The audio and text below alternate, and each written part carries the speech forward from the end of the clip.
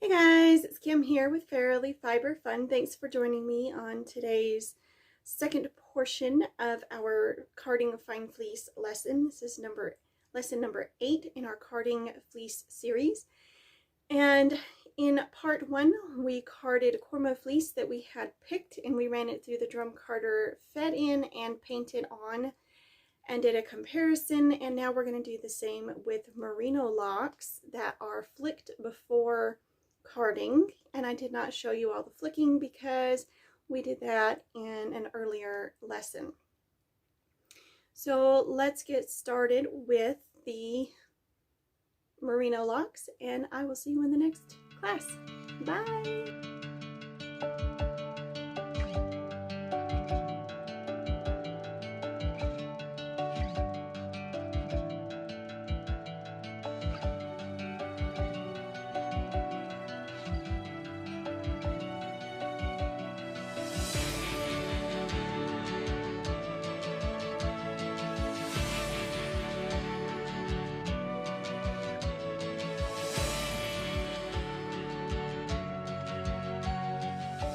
Now that we've had fun with the Cormo, let's try some merino fleece.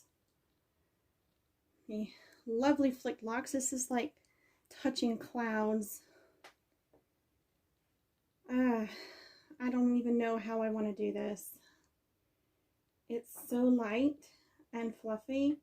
I think I want a very gentle hand.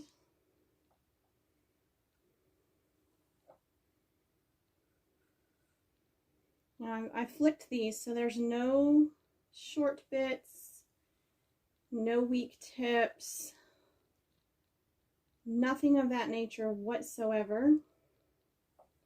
These are pristine locks that don't want to draft.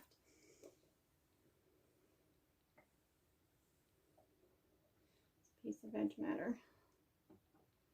There.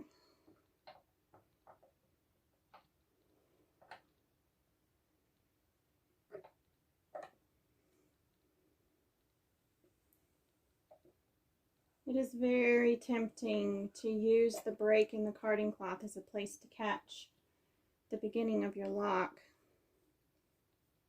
but you don't want to do that. I kind of think the merino feels better than the Cormo. The Cormo felt pretty darn amazing.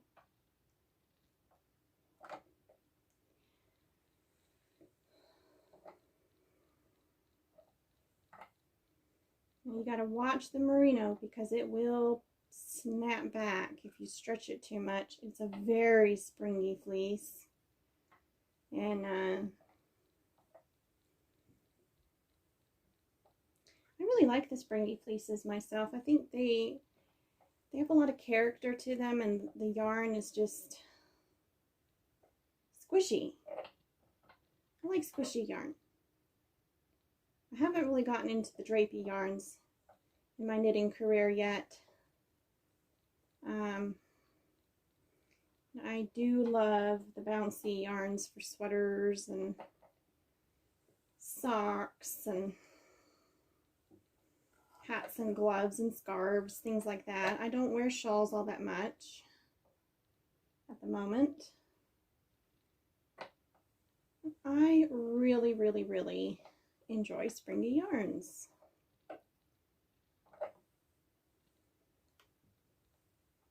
And I love woolen spun. And spinning is our next round of classes. We will be doing immediately after all these carding classes, of which there are a total of 9. We will come back to carding, visit a different aspect of carding as we travel through learning the basics, building a foundation, and then growing from that foundation and learning new skills. So yeah, it'll be a lot of fun, and I'm really looking forward to having you join me all on this amazing journey. And I really appreciate you supporting me here on Patreon, and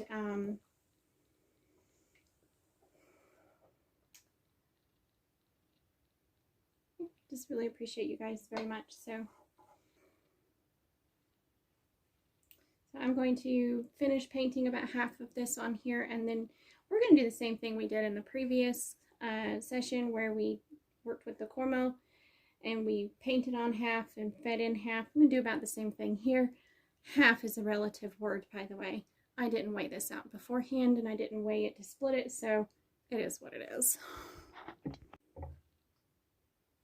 I just pulled this little bat off the drum carder, and I have to say this is pretty amazing. Much prefer Merino over Cormo.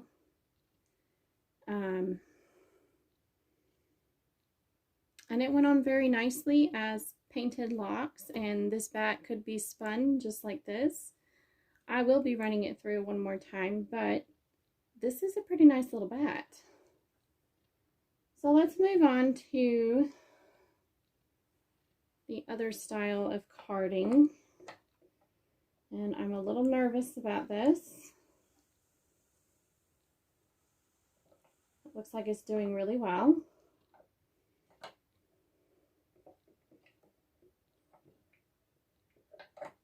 It would be better if my drums were a little bit closer together.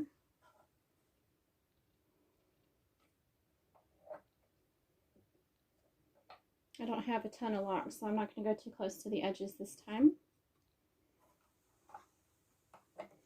As Jen Johnson of Whispering Pines Soft Shetland Wool does, I am putting the open, fanned out end of the locks through the carder first. So I usually flick. I don't always poof out my locks after I flick. So there's usually a pinched end and an open fanned end, and it's the fanned opened end you want to feed in so it spreads out.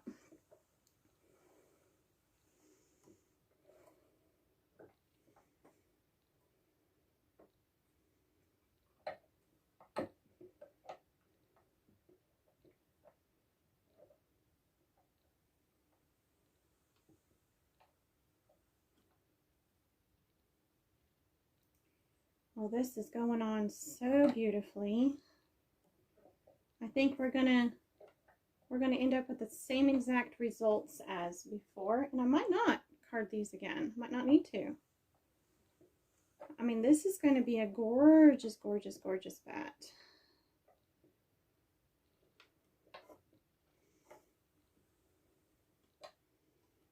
I am getting a little bit of wrapping around the liquor, but part of that's because I'm guiding, and sometimes when you guide the locks in, the drum carder kind of, or the fibers, I don't know which, something freaks out a little bit and goes places it's not supposed to go.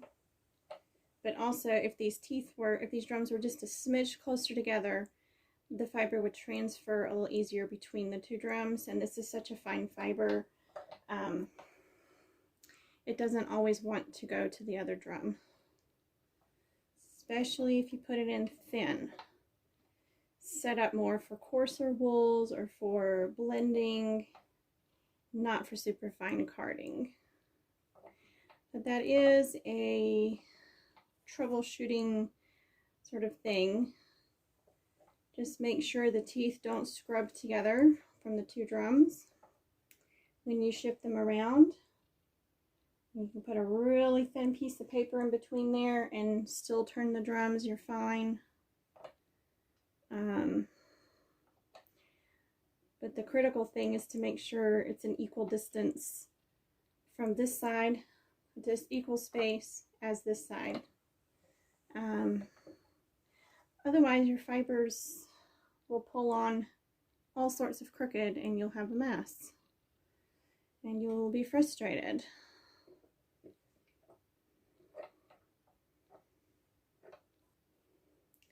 Even when I'm guiding the locks, I'm not holding them very hard at all. Very light touch. More to make sure they're feeding from one drum to the other without getting knotted up than anything. So this is a thicker lock, so it should go on a little bit easier.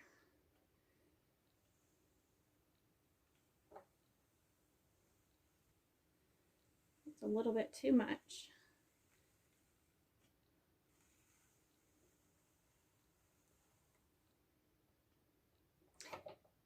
I struggle to turn that a little bit without breaking the locks, the fibers.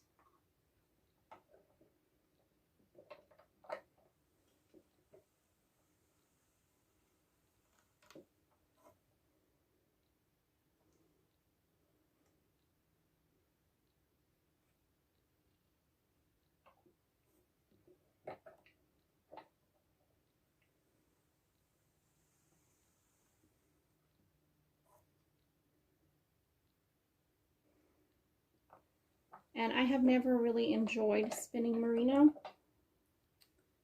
until I got this fleece. And it's an absolute delight to work with. So I'm okay with merino fleece, but I don't care for it in combed top. And I don't know how I feel about roving because I've never spun merino roving. In fact, this particular fleece I have only spun from the lock, from the flicked lock. It'll be interesting to see how the bat spins.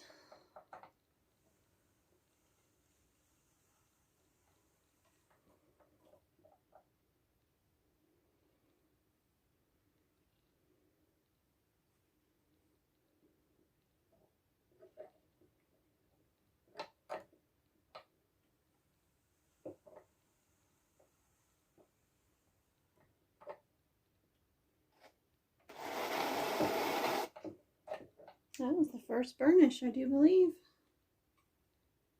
But we're almost done. And I can already tell this is not going to need to go through the carder a second time. And I'm not seeing neps and noils. And there are some in the one we painted on.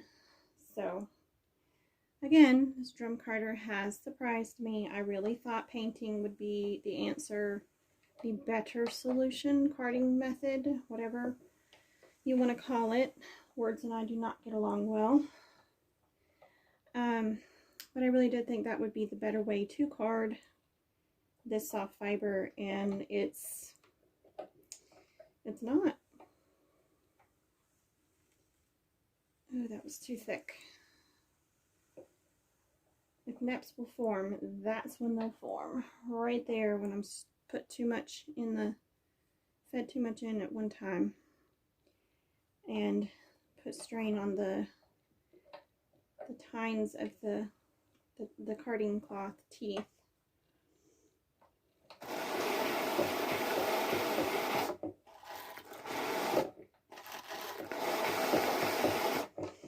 All right, let's pull it off and see what we've got. It's a fairly long staple. Some of these locks are over 6 inches long, so it doesn't want to, the bat doesn't want to break as nicely as I am used to with shorter fibers. And I burnished really well because it doesn't want to come off. Oh, come on. Get out of there. Oh, they're stuck little locks. And the drum carder grabbed some. That's okay. Yes, that's perfect. I do not need to card it again. Absolutely gorgeous. Okay. So feed in, paint in, try it out, see how it goes. And you just never know. You absolutely never know which method you're going to prefer. Look how nice and neat that is. Beautiful. absolutely gorgeous. It's sticking to me. And then we have this one. I'm just going to take the wispy bits off the ends there. It's a little bit more of a mess, a little bit more nappy, but you know what? They're both going to spin beautifully, and they're both squishy. I just think I prefer the fed in through the liquor better than I do the painted on. So from here on out, we will try feeding it through and see how we like it. And thanks for joining me on this journey, and I hope you've learned as much as I have today.